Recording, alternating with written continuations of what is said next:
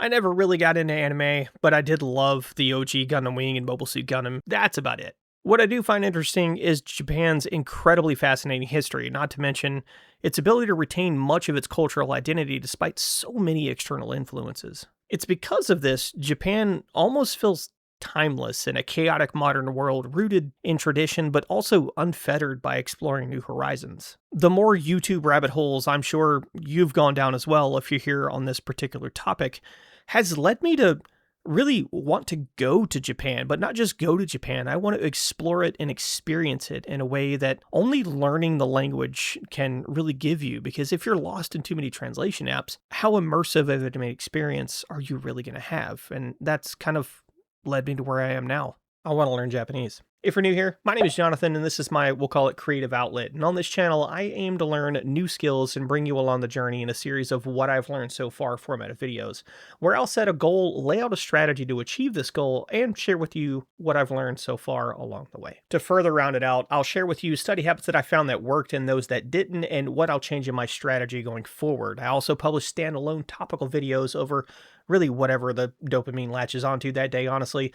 And if this sounds like something that might interest you at all, please consider subscribing and enable that bell icon so you don't miss any future videos. Now, let's get back to this video. I want to learn Japanese to the JLPT N5 level of proficiency and conclude this series with the completion of the N5 exam. And JLPT simply stands for Japanese Language Proficiency Test. This is broken down into 5 levels ranging from N5 to N1. N5 being a basic understanding of the language, which includes grammar, vocabulary, reading and listening comprehension, in a normal day-to-day setting. Whereas N1 is considered a native speaker level of proficiency, which is outside of the scope of my current ambitions or the series for now. Now, I don't want to burn myself out on such a complex language, so I don't really want to force myself to meet a self-imposed deadline. So I'm going to not put a time frame on the goal and just leave the main goal, the completion of the JLPT N5 exam, with a passing score. However, learning the alphabet and its sounds will benefit me more right out the gate than most anything else, so that's really where I want to start. And I know I just said I didn't want to set a deadline for the overall goal of learning Japanese, but I do want to set a goal for learning the alphabet to a month. And to be generous, because I'm terrible with time, we'll make it a long month, 31 days. My initial strategy is quite simple. It's just consistency. I'm the worst with time management sometimes, and if I can at least dedicate 10 to 20 minutes a day, if I can't do a good chunk of time, something is always going to be better than nothing. To start, I'll be using flashcards from VerbaCard and a few books written by Mr. Hikaru Tamaki, and a very popular app called Maru. I can't say from what time I've had with these products, I've really been enjoying them. The flashcards overall aren't over the top. They're just clean, distraction-free ways of learning the respective kana system, while also providing some pretty basic vocabulary examples using the character in question. I also purchased a few books from Amazon from Hikaru Tamaki, and so far they've been very informative and incredibly easy to follow, even for a complete beginner like myself. But little nuggets of history are kind of sprinkled all throughout, and QR codes for external resources and even videos, and a kana workbook also is included that lays out the exact pen strokes needed to write each character. All of this can be found in his 5-in-1 book, the only book you'll need to learn Japanese, but you can also buy the individual books separate if you so choose. It's definitely worth checking out for yourself if you're interested. I'll leave affiliate links in this video's description for what I'm using specifically. Now, when it comes to the Maru app, I found this on the Apple App Store, and this can be downloaded for free, and there is an in-app purchase of $14 US that, if you so choose, gets you a lifetime premium access and a few additional features. I'm not sponsored by Maru or anything, it's just genuinely a great app, and it's a fun and gratifying way to use your phone to study kana. The Japanese writing system is broken down into 3 systems. We have kana, romaji, and kanji. Maybe not necessarily in that order, but we'll get there. Kana consists of 2 syllabic systems. Syllabic meaning a single character can make the entire sound of a syllable versus multiple Latin characters strung along to make the same sound. The 2 systems of kana, hiragana and katakana, provide context to the word in question. Hiragana is primarily used for native Japanese words, whereas katakana is used for borrowed words. Both hiragana and katakana are comprised of 46 characters each that utilize a single vowel or a combination of a vowel and a consonant. Additionally, there are subsets of hiragana and katakana called dakuan, handakuan, and yun. I'm probably mispronouncing these entirely here.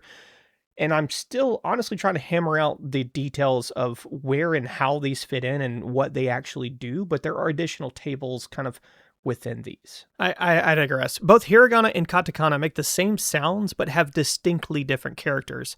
And these alphabets are broken down into a very intuitive charting system that can be learned in tandem with one another if you want to kind of speed run the experience.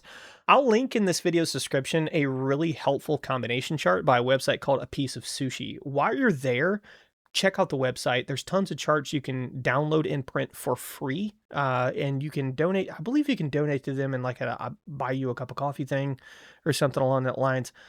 Check them out. Go support them. I've found their website to be quite useful for finding beginner resources. So again, go check those guys out. The next system is Ramaji. Ramaji is used as a bridge to the Latin alphabet-based system, and this has already been demonstrated on your screen with a few examples already. It's how we can quickly discern meaning to what is being read without a full understanding of the written language. In fact, it's safe to say you already can recognize many of these in your own daily English vocabulary. The final system is kanji. Now, kanji is a collection of tens of thousands of derived Chinese symbols. Each symbol can contain an entire thought or convey an entire feeling.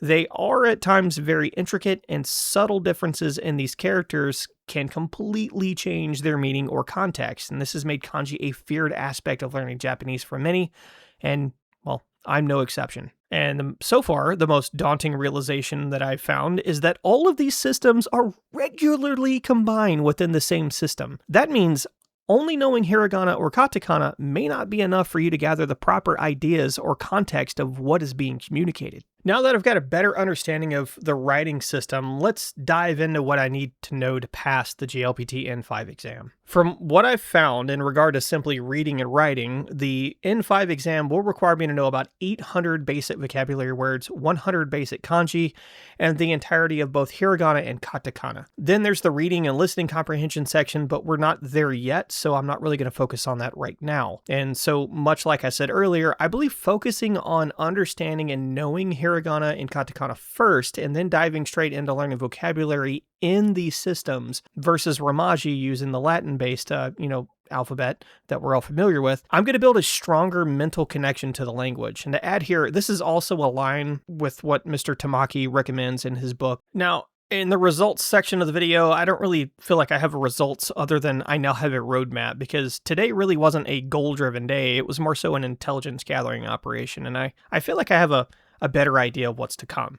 And again, if I can get hiragana and katakana down quickly, then I want to move into learning vocabulary and start introducing kanji little by little so it's not too much too fast. And for anyone keeping track at home, that 31-day goal starts the moment this video is published. And keep in mind, the videos do take time to edit, so it's not exactly going to be 31 days out until the next video.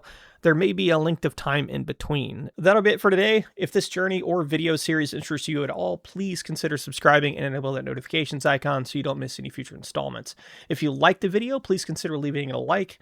And ways to support the channel can be found in this video's description down below, and or in the video in your top right corner now. That will also tell you the same exact information. Again, my name is Jonathan. This is my outlet.